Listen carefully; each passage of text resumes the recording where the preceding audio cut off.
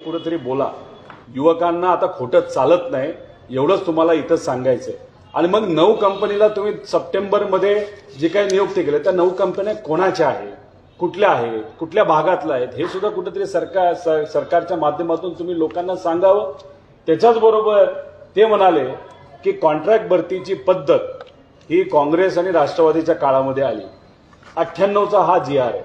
98 मध्ये सत्तेत कोण होतं? बीजेपीच होतं ना। मग त्यावेळेस 98ला तुम्ही हा GR कॉन्ट्रॅक्ट भरतीचा काढला, मग आधीच्या नेत्यांनी जे केलं याची जबाबदारी तुम्ही घेणार नाही, पक्ष म्हणून याची जबाबदारी घेणार नाही। मग इथं कुठेतरी काँग्रेसवर तुम्ही खापर फोडायचं आणि त्यातून बाहेर निघायचं। मला असं वाटतं की आता बावनकुळे साहेब असतील, ज्यांनी कुणी आमच्या मोठ्या नेत्यांना माफी मागण्याची विनंती केली, नाही तर माफी मागण्यासाठी सांगितलं, त्यांनी हा GR वाचावा, सगळे GR वाचावेत, 2023चा सुद्धा GR वाचावा। सगळ्या GR मध्ये हे बघत असताना कॉन्ट्रॅक्ट भरती ही भाजपने सुरू केली होती। आता या सर्व नेत्यांनी बीजेपीच्या लोकांची माफी मागावी खोटं बोलण्यासाठी, आणि हा GR 23चा जो त्यांनी काढला 2023चा, ज्याच्यामध्ये व्यापकता वाढवली होती, कंपल्शन केलं होतं, मंत्र्यांना अधिकार दिले होते, मग आता नाक कुणी रगडायचं, माफी कुणी मागायची हे त्यांनी त्याच्यामध्ये ठरवावं। पण युवा म्हणून आम्हाला एवढंच सांगायचं आहे की हा पक्ष असो का तो पक्ष असो, आता खोटं कुणी बोलायचं नाही, मुद्द्यावर बोलायचं। आता ठीक आहे, तुम्ही GR मागे घेतला, आम्ही लक्ष ठेवून राहणार आहोत, युवा लक्ष ठेवून राहणार आहेत, कारण याच्या आधी तुम्ही अनेक असे वक्तव्य केलेले आहेत पण त्याच्यावर तुम्ही कृती केलेली नाही। त्यामुळे लवकरात लवकर तो GR कॅन्सल झालं हे कुठेतरी युवकांना तुम्ही सांगण्याची जरूरत आहे। आणि त्याच्याच बरोबर आमच्या सर्वांची मागणी अशी आहे की पुढच्या काही दिवसांमध्ये 2.5 लाख पदं जी आज शासनाच्या विविध डिपार्टमेंटमध्ये रिक्त आहेत ती भरण्याची ऍड तुम्ही पुढच्या काही दिवसांमध्ये काढावी आणि पुढच्या काही महिन्यांमध्ये त्याची भरती प्रक्रिया सुद्धा संपवावी। आणि हे सुद्धा इलेक्शनच्या तोंडावर नाही। सवयीप्रमाणे आपण सर्वजण इलेक्शनच्या तोंडावर या सगळ्या गोष्टी करतो, पण आमचा जो आता पहिला मुद्दा तर झालाय, आता दुसरा मुद्दा जो आहे आणि इतरही सर्व युवकांच्या हिताचे मुद्दे आहेत की 2.5 लाख भरती ही पुढच्या काही दिवसात ऍड आपण करावी आणि पुढच्या काही महिन्यांमध्ये त्यांची सगळी जी रिक्त पदे आहेत 2.5 लाख ती तुम्ही भरून काढावी, अशी आमची सगळ्या युवा संघर्षामध्ये जुडलेल्या लाखो युवकांची मागणी या ठिकाणी आम्ही सर्वजण करतो। याच्याच बरोबर अजून काही गोष्टी या पत्रकार परिषदेमधून खरं तर मला इथं सांगायची आहे।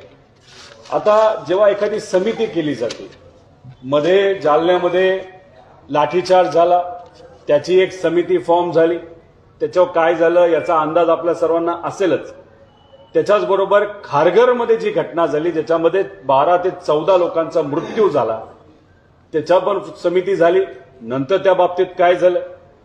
तसंच नांदेडला, छत्रपती संभाजीनगर, औरंगाबादला जी लहान बालक लोक, गरीब कुटुंबातली लोक जी वारली त्याबद्दल सुद्धा तुम्ही एक समिती फॉर्म करण्याचं म्हणत होता, त्याच्याबद्दल काय झालं। आता ह्याच्यामध्ये जर तुम्ही बघितलं तर मराठवाड्यामध्ये असणाऱ्या शेतकरी हे मोठ्या प्रमाणात आत्महत्या करतील असा एका अधिकाऱ्यांनी तिथं एक रिसर्च रिपोर्ट हा सरकारमध्ये दिला होता। त्या रिसर्च रिपोर्टचं काय झालं? आज मराठवाड्यातली पण परिस्थिती अतिशय वाईट आहे आणि हे सरकार कशा पद्धतीने GR काढतं, बिअरचा एक GR काढलाय, दारूचा। काय GR म्हणतो तो GR असा म्हणतो की आता आपल्याला बिअरवरचं रेट कसे वाढवायचे, बिअरची खप कशी वाढवायची, खप वाढल्यामुळे आपल्याला अधिकचा रेव्हेन्यू तिथं मिळेल आणि मग तो रेव्हेन्यू आपल्याला जो मिळेल त्याचं मग काय करायचं याच्यासाठी एक बिअरचा GR यांनी काढलेला आहे। म्हणजे सरकार काय म्हणते की बिअरचा खप वाढला पाहिजे, दारूचा खप वाढला पाहिजे। आता जेव्हा आपण शेतकऱ्याच्या हितासाठी वाईनच्या बाबतीत एक निर्णय घेतला, महाविकास आघाडी सरकार होतं, भाजपने त्या बाबतीत विरोध केला, आंदोलनं केली। आता बिअरचा रिपोर्ट GR हा तुम्ही काढलाय, त्याचा खप कसा वाढवायचा।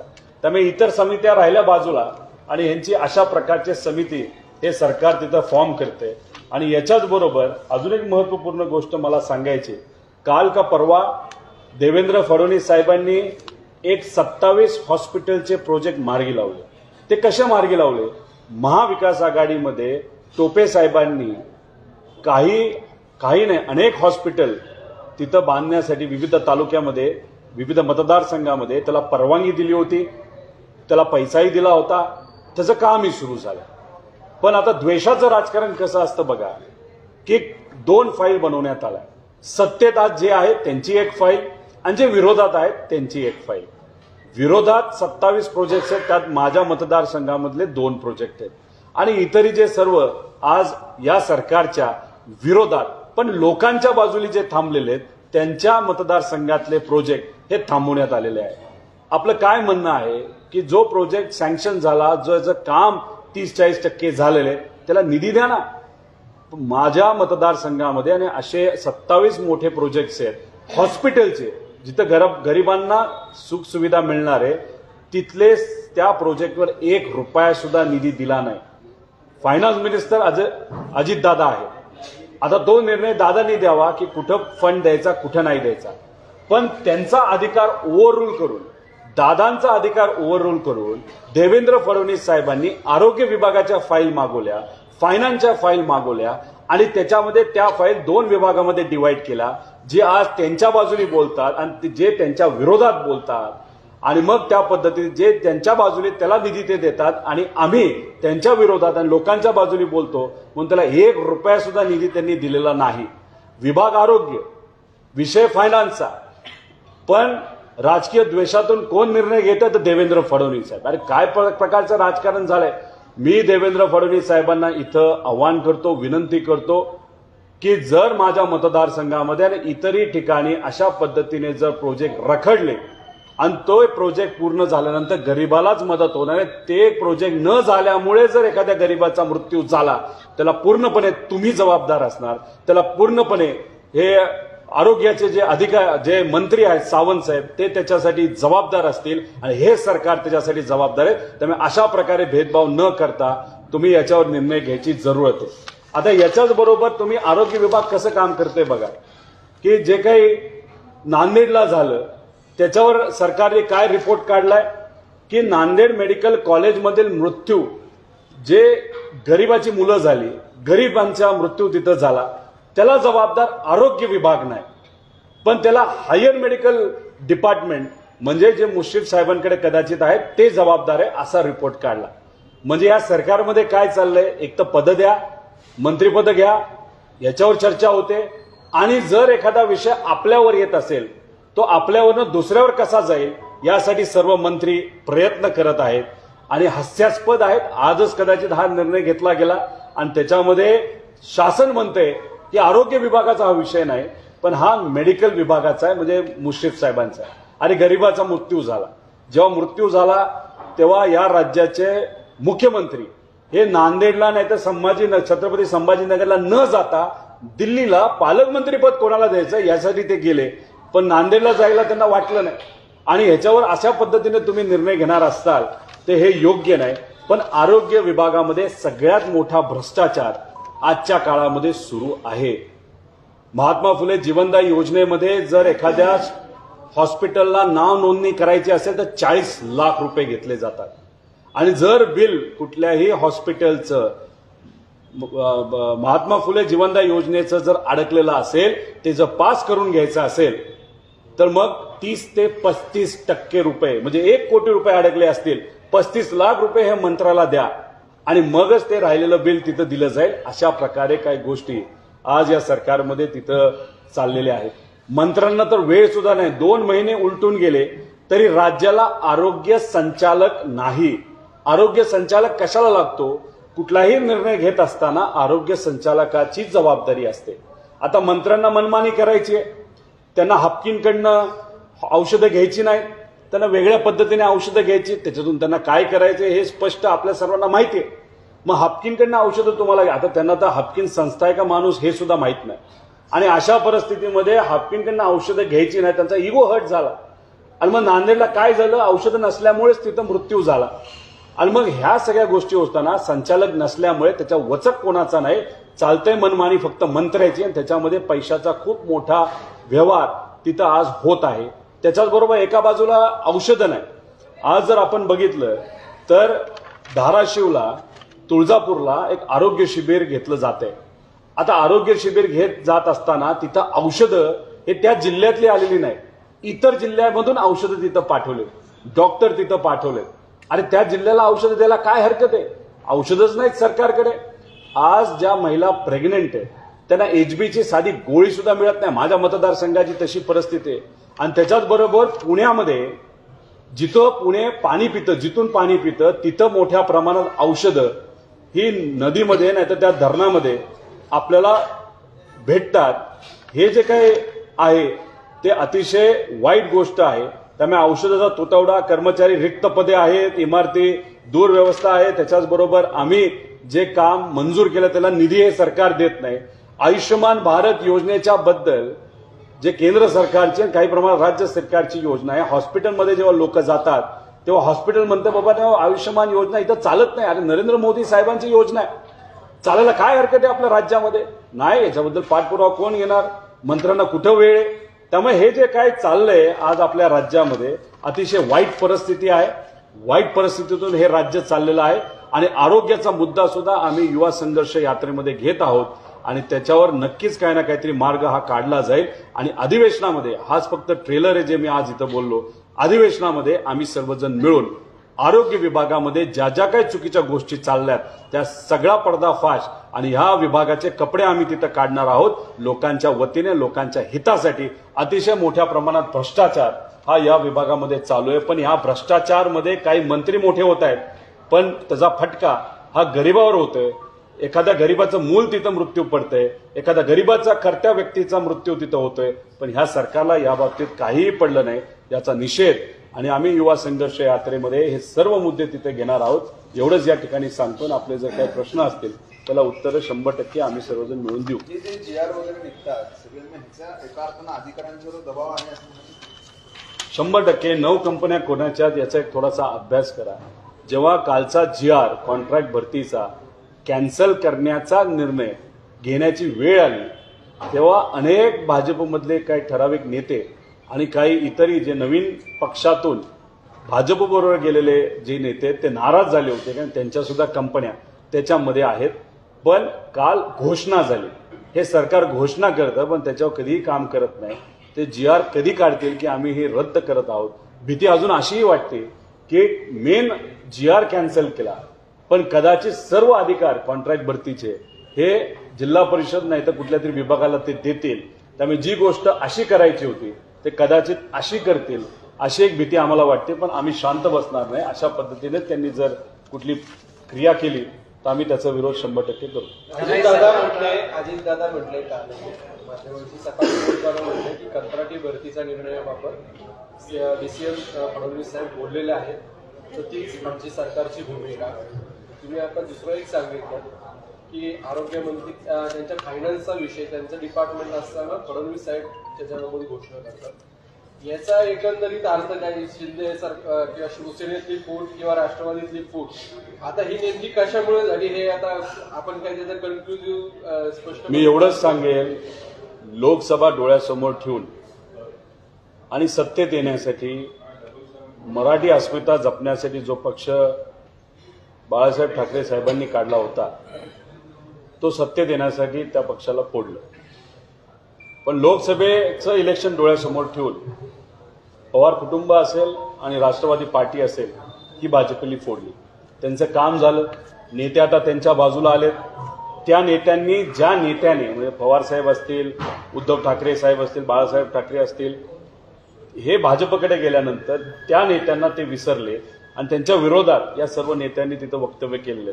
म्हणजे परत जायचे दरवाजे भाजपने हे त्यांचे बंद केलेले आहेत. मग अशा परिस्थितीमध्ये कुठंतरी आम्हा सगळ्यांना असं वाटतं की लोकसभेपुरतं त्यांचा एक वापर केला जाईल या सर्व नेत्यांचा आणि लोकसभेनंतर हे म्हणतील आम्ही जे बोलू तेवढंच तुम्हाला करावं लागेल. कारण काय या जे विभाग या नेत्यांना दिले गेले आहेत, जे बाहेरून इम्पोर्ट केले आहेत, त्याचा कुठलाही अधिकार त्या नेत्यांना नाही, त्या मंत्र्यांना नाही. सर्व अधिकार हे देवेंद्र फडणवीस साहेबांनी हातामध्ये घेतले. मग तुम्ही सत्तेसाठी तिथं गेला असताल, काही अधिकाऱ्यासाठी अधिकार तुम्हाला मिळावेत त्यासाठी गेला असताल, पण अधिकार तुम्हाला मिळालेच नसतील आणि मग सत्ता फक्त नावापुरती तुम्ही मंत्री असताल, काम दुसरं कुणीच करत असेल तर मग त्या सत्तेचं तरी तुम्ही काय करणार आहात असा प्रश्न आम्हा सगळ्यांना वाटतो. पण जशी लोकसभा संपेल त्यानंतर भाजप म्हणेल आता राहू द्या तुमचे सगळे चिन्ह बाजूला, आता तुम्ही म्हणजे भाजपच्या चिन्हावर तुम्ही लढा. का? कारण भाजपच्या चिन्हावर हे सर्व लढून आले, जिंकले, तर मग सत्ता ती त्यांची येणार नाही. पण जर चुकून सत्ता आली तर त्यांचे नेते, भाजपचे नेते जे बोलतात तेच त्यांना ऐकावं लागेल.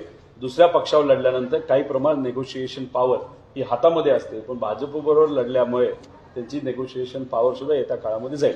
दादा, हे सरकार म्हणून काम न करता आपल्या गटाच्या मंत्र्याचा परफॉर्मन्स किंवा त्यांच्यामध्येच चाललंय की या मंत्र्याचा परफॉर्मन्स दाखवायचा, दुसऱ्या मंत्र्याला विलन करायचं, हे आमच्याकडे नाही, अशी टोलवाटोलवी सरकारमध्ये चालू, समन्वय नाही असं वाटतं. 100% टोलवाटोलवी चालली आहे. कुठेही कोणाला लोकांचं पडलेलं नाही, युवांचं काही पडलेलं नाही. याच्यामध्ये आम्हाला पद मिळतंय का, आम्हाला निधी मिळतोय का? अहो, करप्शन तर इतक्या मोठ्या प्रमाणात विविध विभागामध्ये चालू आहे. त्याचं काय तुम्ही जर आकडे काढले तर तुम्ही सुद्धा घाबराल. म्हणजे अनेक नेते हे मुंबईमध्ये बसून नुसते फाईल क्लिअर करतात. मुंबईमध्ये त्यांचे काही जे काही OSD असतात, त्यांचे काही जवळचे अधिकारी असतात, ते ऑफिसमध्ये बसतच नाहीत. एक समुद्राच्या जवळचं कुठलं तरी हॉटेल आहे, त्याचा एक अंदाज तुम्ही सर्वजण काढा. त्या हॉटेलमध्ये हे बसतात आणि फाईली तिथं सिलेक्ट केल्या जातात. आता ते फाईली का तिथं हॉटेलमध्ये घेऊन जाल्या जातात, ठराविकच फाईली बाजूला काढल्या जातात आणि त्याच फाईलीवर मंत्री सही करतात. हे का होतं हा प्रश्न जर आपण विचारला त्याच्या मागे तुम्हाला उत्तर मिळेल की त्याच्यात काही कमिशन असू शकतं. या सगळ्या गोष्टी कुठं ना कुठं तरी तिथं चालू आहे. आणि तुम्हाला एक आश्चर्याची गोष्ट वाटेल, 1 रुपयामध्ये विमा शेतकऱ्याला हे सरकार देणार होतं. चांगली गोष्ट, आम्ही त्याचं स्वागत केलं. शेतकरी काय म्हणतो, तुम्ही फुकटात देऊ नका, 1 रुपयात देऊ नका, थोडेफार पैसे आमच्याकडनं घ्या, पण जेव्हा केव्हा आम्हाला अडचणी येतात तेव्हा फक्त आम्हाला मदत करा.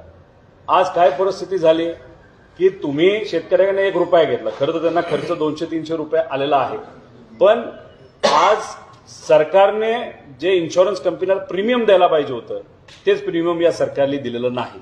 आता ते काय म्हणतात की दिवाळी येऊस तर 25% ऍडव्हान्स जो विमा कंपनी शेतकऱ्याला द्यायला पाहिजे 100% दिवाळीच्या आधी आम्ही देऊ. दिवाळीसाठी वाट बघायची कारण नाही.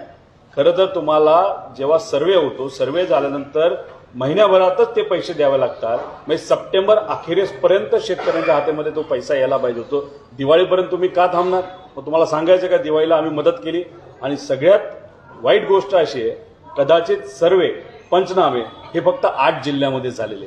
बाकीच्या जिल्ह्याचं काय, खानदेशचं काय, नाशिकचं काय, ठराविक काही मराठवाड्याचा भाग राहिलाय, पश्चिम महाराष्ट्राचा भाग, त्याच्याबद्दल कोण बोलणार? त्यामुळे हे शेवटी काय की फक्त शाब्दिक राजकारण आहे. शब्द द्यायचा, निधी अजिबात तिथं द्यायचा नाही, आणि मग सगळं जो विभाग आहे तो कोलमाडतो. आणि जे विभाग कोलमाडल्यानंतर त्याचं नुकसान हे फक्त सामान्य शेतकऱ्याला तिथं होत असतं. दादा कंत्राटी भरतीचा विषय तुम्ही घेऊन प्रेस केली, पण भाजपनं आज राज्यभर आंदोलनं केली आहेत. छत्रपती संभाजीनगरमध्ये तर भाजप आणि महाविकास आघाडीचे कार्यकर्ते एकमेकांच्या अंगावर गेलेत. राज्यभर पवारांनी आणि उद्धव ठाकरेंनी माफी मागावी यासाठी आंदोलन केलं जात आहे आणि फडणवीसांचं अभिनंदन करण्यासाठी मोठ्या प्रमाणात टाळ्या वाजवायचं सुद्धा आंदोलन केलं जात आहे. कसं बघता या सगळ्या आंदोलनाकडे? कारण अरे यांची नाटकं चाललीत, यांना फक्त नाटकं जमतं, यांना फक्त ऍक्टिंग जमते. थेट टीव्हीवर येऊन हे जे फसवणूक करत असतील, मला या सगळ्या नेत्यांना सांगायचंय की आता युवकांची फसवणूक करणं थांबवा. GR तुम्हाला दाखवलेले आहेत, कळत नसतील तर तुम्ही तुमच्या विभागाकडनं ते GR मागवा, अभ्यास करा. आणि हे कार्यकर्ते जे तमाशा करत आहेत ना, त्यांना तर काय माहितीये का नाही मला माहित नाही. अरे तुम्ही युवा आहात, भाजपचे कार्यकर्ते नंतर आहात. युवकांना आज काय पाहिजे? हाताला काम पाहिजे. आज त्यांच्या हक्काचे अनेक प्रश्न हे प्रलंबित आहेत, हे आपल्याला कळत नाही का? सगळ्याच बाबतीत आपण राजकारण करायचं. नेत्याला सांगितलं की टाळ्या वाजवायच्या, नेत्याला सांगितलं तर आंदोलन करायचं, आणि स्वतःच्या हक्कासाठी आपण कधी लढणार आहोत? अक्षरशः हे सर्व जे भाजपचे नेते आहेत नुसतं फसवणूक करतील. या युवकांच्या वतीने एक युवक म्हणून, या राज्याचा नागरिक म्हणून या सर्व फसवणूक करणाऱ्या नेत्यांना मी खरं तर इथं सांगतो की याच्या पुढे कुठेही कोणाचीही आणि खास करून युवांची फसवणूक करण्याचा तुम्ही प्रयत्न करू नका. युवा तुम्हाला माफ करणार नाहीत. महाविकास आघाडी सरकार असताना जेव्हा हा आदेश काढला गेला असा आरोप फडणवीसांनी केलेला आहे, मग अजित पवारांना तेव्हाच का उपरती झाली नाही की आपण काहीतरी चुकीचं करतोय, आणि आताच परत का मग ह्या गोष्टी जवळ शेजारी असूनही त्यांना बोलून दिलं जातं? अहो, तुम्ही संयुक्त पत्रकार परिषद तिथं घ्यायला पाहिजे होती. मी तुम्हाला तेच सांगतोय. 98चा GR मी तुम्हाला दाखवला, भाजप सत्तेत होतं. 2014ला GR काढला एका विभागासाठी ठराविकच लोअर लेवलची पदे आहेत, त्याच्यासाठी हा होता. बरोबर आहे. 2014ला कोण सत्तेत आलं तर देवेंद्र फडणवीस हे मुख्यमंत्री होते. तुम्हाला एवढाच कळवळा होता ना, तेव्हा हा GR तुम्ही कॅन्सल का नाही केला? पण तुमच्याच मित्रांना, तुमच्याच आमदारांना ती कामं का मिळाली, ती एक्सटेंड तुम्ही का केली, हाही आमचा प्रश्न आहे. आणि मग 2023ला मार्चमध्ये तुम्ही GR काढता. आधीच्या GRची म्हणजे जे म्हणतात ना काँग्रेसचा GR, त्याची व्यापकता तुम्ही अजून वाढवता. त्याच्यामध्ये प्रत्येक विभागाला तुम्ही कंपल्सरी करता, मंत्र्यांना अधिकार देता. मग हे अधिकार देताना काय तुम्ही झोपला होता का? 6 वेळा बैठक तुम्ही घेता, तेव्हा तुम्ही झोपला होता का? त्या बैठका तुम्ही कशाला घेतल्या? आणि मग आता जेव्हा प्रेशर वाढतंय आणि तुमचे इंटरनल पोलिसांच्या विभागाकडनं जे काही रिपोर्ट आलाय की युवा संघर्ष यात्रेला चांगला प्रतिसाद मिळेल आणि म्हणून तुम्ही मागे घेता, हे युवाचं यश आहे. पण याच्या कुणी राजकारण करू नये आणि तुम्हाला संयुक्त बैठक घ्या आणि हे GR तिन्ही मंत्र्यांच्या हातात द्या. मग बघू एकनाथ शिंदे साहेब काय म्हणतात, अजितदादा काय म्हणतात आणि देवेंद्र फडणवीस साहेब काय म्हणतात. एकटं तुम्ही तिथं पत्रकार परिषद घेऊन तुम्हाला जर वाटत असेल की तुम्ही बोलायला लोक स्वीकारतील, खरं वाटेल, तुम्ही फार वेगळ्या दुनियामध्ये जगत आहात. पूर्वी कदाचित ते खरं वाटत असावं, पण आता लोक अभ्यासू झालेली आहेत. लोकांना कळलेलं आहे कोण फसवतं आणि कोण फसवत नाही. त्यामुळे मला सगळ्या भाजपच्या सुद्धा तिथं असणाऱ्या कार्यकर्त्यांना विनंती करायची की युवांचे प्रश्न हे आपल्या सर्वांसाठी महत्वाचे आहे. तुमच्या पण आई वडिलांनी कष्ट करून तुम्हाला शिकवलेलं आहे. आज आपल्याला हातात नोकरी आहे का, हा प्रश्न तुम्ही स्वतःला करा आणि मग नेत्यांचा तुम्ही ऐकायचा विचार करा. राज्याच्या आरोग्य खात्यामध्ये राज्याच्या एक मिनिट दादा, तुम्ही सगळे GR घेतले. एक 2021चा GR होता, जेव्हा महापोर्टल बंद झालं त्यावेळेस असं वाटतं की आता कंत्राटी भरती होणार नाही. त्याच्यानंतर 2021ला एक GR आला, त्यावेळेस तुम्ही सगळे सत्तेत होते, पूर्ण प्रश्न होते. त्यावेळी 4 कंपन्या होत्या. बंटी पाटील त्यावेळेस राज्यमंत्री होते, तेव्हा ही कंत्राटी भरती आली होती, त्याचा उल्लेख तुम्ही केला नाही. 2000 विरोध केला नाही असा प्रश्न 2021चा GR तुमच्याकडे असेल तर तुम्ही काढा. तो का काढण्यात आला होता, कोविडचा काळ होता, याची माहिती तुम्हा सर्वांना आहे. महापोर्टल विषय जो तुम्ही इथं मांडत आहात त्याचा रेफरन्स इथं तुम्ही जो दिलेला आहे तो चुकीचा आहे. महापोर्टल हे कुठल्या कंपनीने काढलं होतं? महाआयटी नाही. महाआयटीला कोण सपोर्ट करत होतं? व्यापम घोटाळा, हजारो कोटीचा घोटाळा मध्य प्रदेशमध्ये जो झाला होता, त्या व्यापम तिथं भाजपची सत्ता, त्या व्यापम घोटाळ्यामध्ये जिथं अनेक लोकांनी आत्महत्या केली, युवांनी आत्महत्या केली, त्याच कंपनीला महाराष्ट्रामध्ये इथं असणाऱ्या युवांची भरती करण्याची तिथं कॉन्ट्रॅक्ट मिळालं होतं. त्याच्यामध्ये खूप मोठा भ्रष्टाचार झाला होता, त्याचा आम्ही विरोध केला होता. त्यामुळे तुमचा रेफरन्स कॉन्ट्रॅक्टचा, महाभरतीचा हा चुकीचा आहे आणि महापोर्टलचा आम्हीच त्याला बंद पाडलं.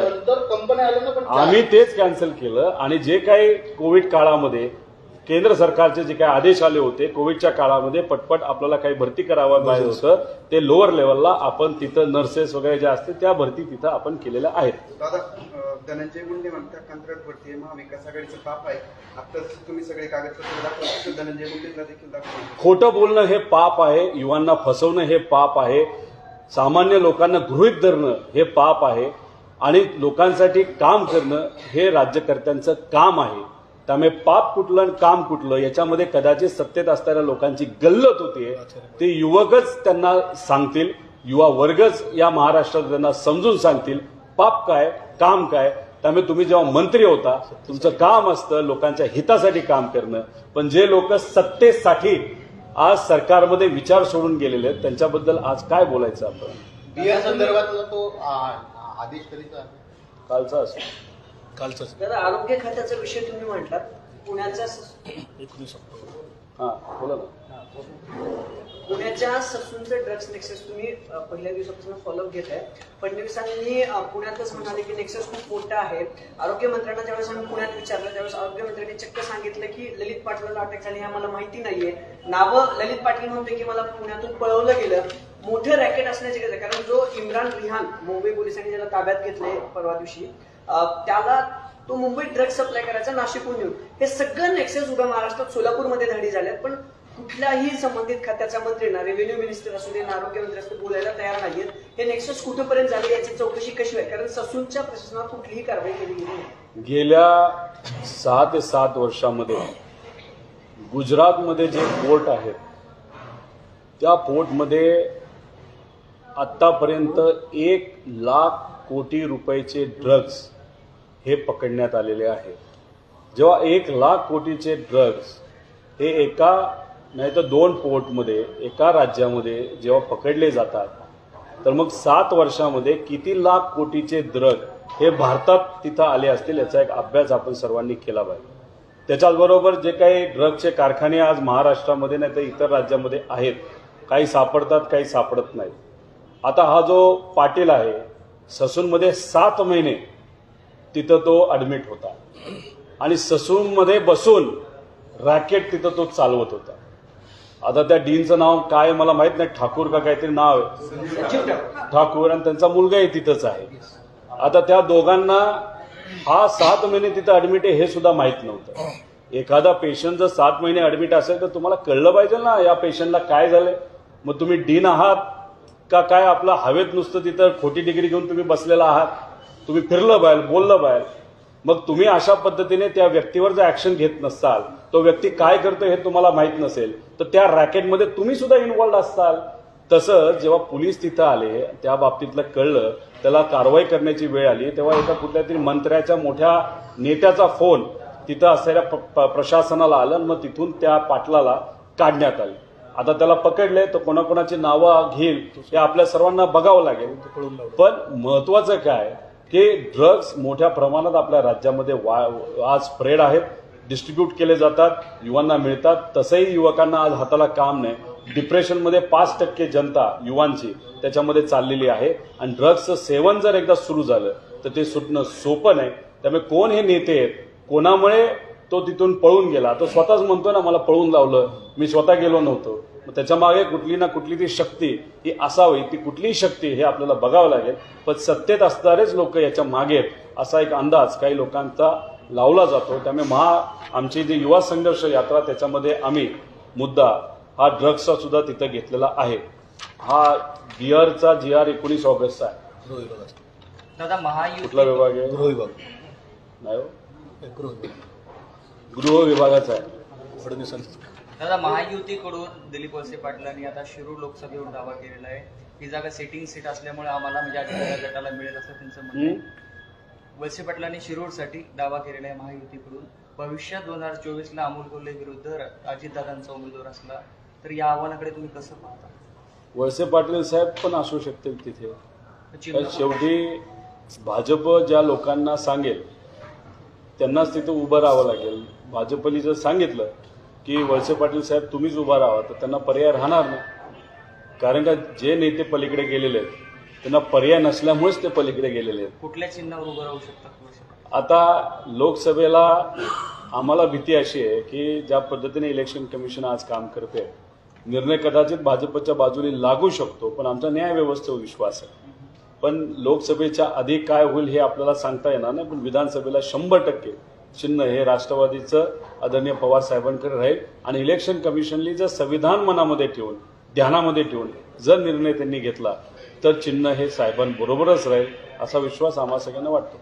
दादा एक पक्षातले एक कौटुंबिक प्रश्न असा होता. खरं तर सध्या दोन्ही राष्ट्रवादींमध्ये हम आपके हे कोण अशी परिस्थिती झाली. तर येणाऱ्या दिवाळीमध्ये हम साथ हे होणार की 2 मंडप दिसणार? 2 मंडप दिसणार की एकच? दिवाळीच्या वेळेस आपल्याला कळेल ना. मी तर युवा संघर्ष यात्रेमध्ये आहे. तिथं जो एखाद्या गावामध्ये मी जेव्हा असेल तिथं छोटासा मंडप माझा तिथं असेल. त्यामुळे मी इथं नसेल त्यामुळे मला नाही माहिती इथं काय होणार आहे. मी युवा संघर्ष यात्रेत युवकांचे प्रश्न मांडण्यासाठी तिथं जाईल. पण जोपर्यंत दिवाळी जवळ येत नाही तोपर्यंत आपल्याला त्या बाबतीत काही सांगता येणार नाही. अपेक्षा आहे कुटुंब एकत्रित राहावं. कितीही विचार बदललेले असले तरी तो प्रयत्न हा प्रतिभा आजींचा असू शकतो. आता प्रतिभा आजी आणि पवारसाहेब जो निर्णय घेतील आणि आता जे नवीन मोठे वेगळ्या गटाचे जे नेते आहेत आदरणीय अजितदादा ते त्या बाबतीत निर्णय घेतील, तशा काही गोष्टी होतील. दादा अजितदादांना दिवाळीनंतर चांगले दिवस येतील चांगले दिवस येतील अजितदादांना मुख्यमंत्री म्हणून महाराष्ट्राला पाहायला मिळतील अशा चर्चा सुरू आहेत. तुमच्या शुभेच्छा असतील का दादांना? नाही, जो कुठला ज्योतिषी असेल त्या ज्योतिषीला मला भेटवा. मला त्यांना बरेच काही प्रश्न विचारायचे आहेत की त्यांना हेच सांगायचं होतं, विचारायचंय की आज जी परिस्थिती महाराष्ट्रामध्ये आहे ही एवढी वाईट होईल तर त्या ज्योतिषींना आधीच कळलं असेल तर पूर्वीच का नाही सांगितलं लोकांना की अशी परिस्थिती येऊ शकते. मग लोकांनी हा चुकीचा निर्णय घेतलाच नसता. दादांना शुभेच्छा असणार का तुमच्या? मधल्या काळात मोदींनी असं म्हटलं होतं की दादा जर मुख्यमंत्री झाले तर महाराष्ट्र विकतील. महाराष्ट्र विकून टाकलं. सावंत साहेब एकदा बोलले होते. मी बाकीच्यांनी कुठल्या नेत्यांबद्दल काय बोललं हे मला आज सांगता येणार नाही, लोक काही बोलत असतात. पण सावंत म्हणजे आपले जे आरोग्य मंत्री आहेत ते काय बोलले होते, अख्खा महाराष्ट्र भिकारी होईल पण मी भिकारी होणार नाही. एवढा अहंकार महाराष्ट्राला भिकारी बनवायला लागलाय. अरे पण महाराष्ट्राला भिकारी बनवत बनवत ज्या विभागाची जबाबदारी तुम्ही घेतली आणि त्याच्यामध्ये तुम्ही श्रीमंत होत चाललाय, त्याच्यामध्ये गरिबाचा मृत्यू होतोय, त्याला कोण जबाबदार? आणि जबाबदारी सहजपणे तुम्ही धुडकावून लावता. त्यामुळे ह्या ज्या काही जबाबदारी न घेणारे सुद्धा नेते आहेत आणि ज्यांच्या विभागामध्ये अशा पद्धतीने काम होत असेल त्यांनी खुर्ची सोडलीच पाहिजे आणि राजकारणातून सुद्धा संन्यास घेतला पाहिजे, असं मी महाराष्ट्राच्या जनतेकडनं आव्हान करतो, नाहीतर तिथं त्यांना सांगतो.